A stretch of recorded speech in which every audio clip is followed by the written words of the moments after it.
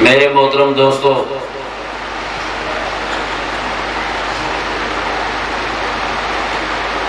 کوشش کرتا ہوں کہ مسلمانوں کو بیدار کروں،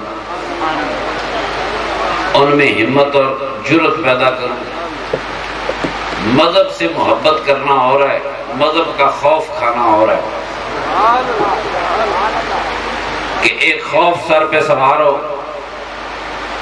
میرے نبی کریم جہانوں کے لیے رحمت بن کے آئے تھے، کوئی تھانے دار بن کے تو آئے نہیں تھے کہ آپ کے ذہنوں میں خوف ہو۔ تھوڑا تھوڑا شعور دینے کی کوشش کرتا ہوں۔ آپ میں سے جو لوگ پڑھے لکھے ہیں وہ ایک بات جانتے ہیں کہ مسلمان 1400 سال تک سیاسی جبر کا شکار رہے، یہاں ظالمانہ حکومتیں رہی۔ بادشاہ ہوتے تھے، جس کا دل چاہتا تھا کسی کی گردن اتار دی، جس کا دل چاہا اسے جاگیر دے دی۔ پرانے زمانے میں بادشاہ ہوتے تھے، اللہ کریم بھی بادشاہ ہی بنایا کرتا تھا۔ پرانا زمانہ بادشاہوں کا دور تھا۔ اللہ پاک نے فرمایا میں نے داؤد کو بادشاہ بنایا، میں نے سلیمان کو بادشاہ بنایا۔ ظاہر ہے وہ زمانے بادشاہوں کے تھے، مگر اب یہ دور کچھ بھی کریں ہم، یہ بادشاہوں کا دور نہیں رہا۔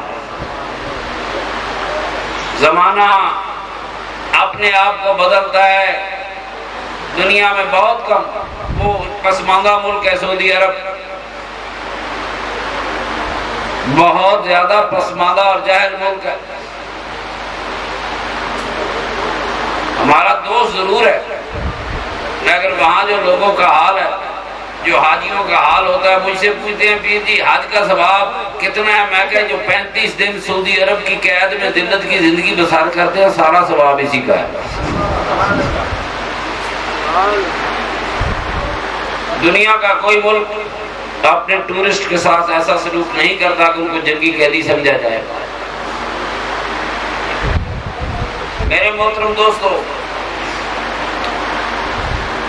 میرے آقا جس شہر میں پیدا ہوئے اس کا نام مکہ مکرمہ ہے،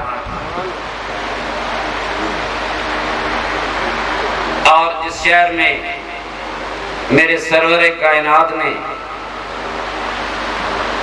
اس دنیا سے پردہ پوشی فرمائی، اس شہر کا نام مدینہ منورہ ہے۔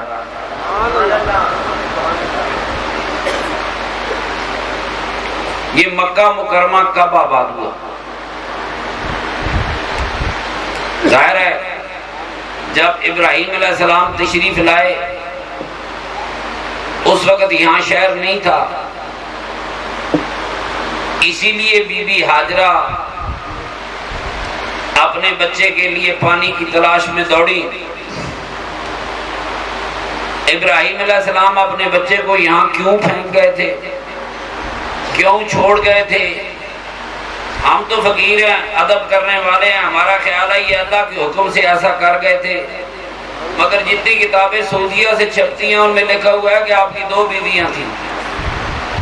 ایک بیوی زیادہ ٹور والی تھی، اس بیوی نے بی بی سارہ نے کہا کہ دیکھو اس ہاجرہ کے بیٹا پیدا ہو گیا، میں برداشت نہیں کر سکتی، اسے جا کے جنگل میں چھوڑ آؤ۔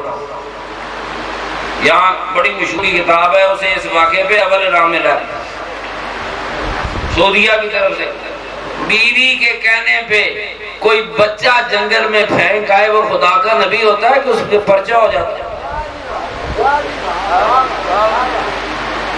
کیا انسانیت کی بنیادی چیز بھی اللہ کے انبیاء نہیں جانتے؟ معاذ اللہ کی بیویوں کے کہنے پہ کوئی بچے جنگلوں میں پھینک آئے تو یہ نبوت ہے؟ سنیں، یقین کیجئے گستاخی کی راہیں کہتے ہیں جی بیوی نے مجبور کیا کہ دوسرا بچہ اور بیوی جنگل میں چھوڑا اور ابراہیم علیہ السلام چھوڑا۔ اگر واقعی یہ بات ہے تو ابراہیم علیہ السلام کی عظمت کہاں سے ڈھونڈیں گے؟ معاذ اللہ۔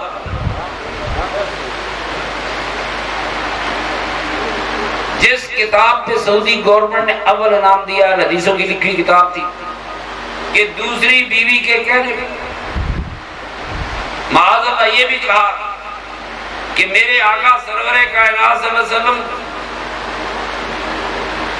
کہ جد امجد کو کہ دیکھو بی بی حاجرہ یہ اعلیٰ نسب خاتون تھی، یہ شاہ مصر کی طرف سے تحفہ دی گئی، یہ لونڈی نہیں تھی مگر انہوں نے لکھا لونڈی تھی کہ لونڈی کو اللہ نے دے دیا، بیٹا مجھے نہیں دیا، اسے جنگل میں پھینک کے آؤ۔ اللہ معافی دے، اللہ اگر بچوں کو جنگلوں میں پھینکنا ہوتا تو جنگل تھوڑا تھا، کہاں مصر ہے، کہاں بیت المقدس، کہاں مکہ مکرمہ، اس زمانے میں جنگل ہی جنگل تھے، شہر سے 10 میل باہر نکلتے جنگل تھا، 20 میل نکلتے جنگل تھا، یہ ہزاروں میل کا سفر کیوں طے کیا؟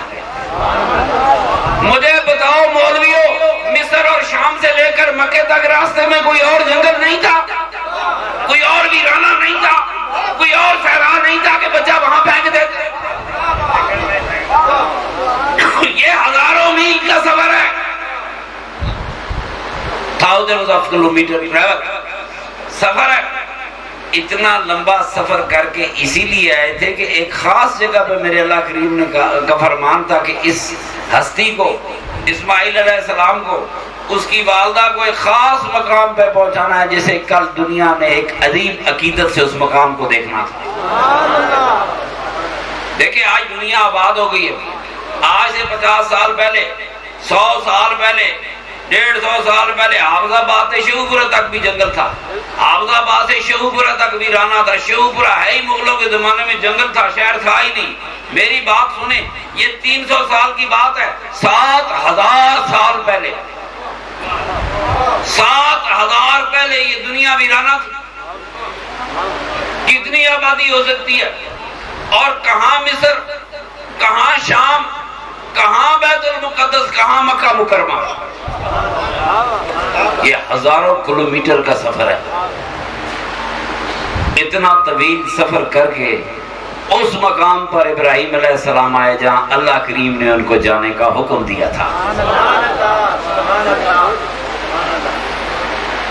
ورنہ جنگل میں پھینکنا ہوتا تو بیت المقدس سے 10 میل باہر جنگل تھا۔ یہ بھی کوئی بات ہے؟